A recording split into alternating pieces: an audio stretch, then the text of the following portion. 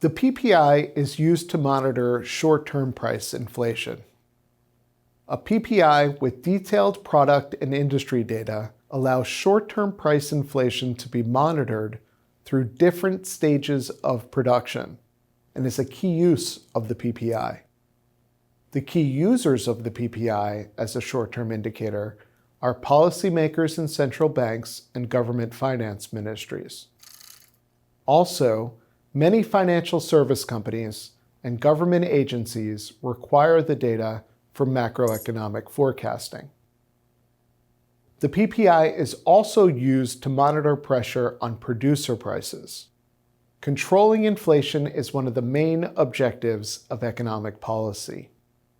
While policymakers generally use the CPI as the measure of general inflation to set targets and to evaluate the success of their policies, the PPI plays a role in this process as well.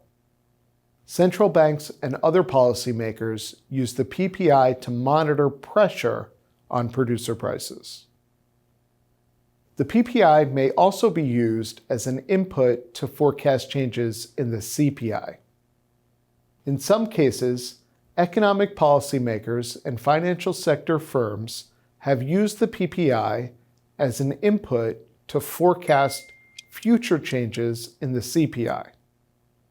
The economic research literature generally indicates that the total industrial PPI does not reliably forecast future changes in the CPI in most countries.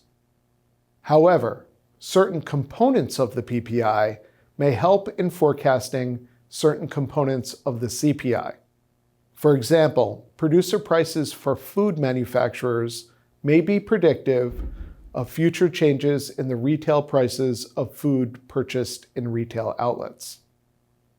This sequential view of inflation passing from domestic producers to domestic consumers works best in countries with minimal external trade.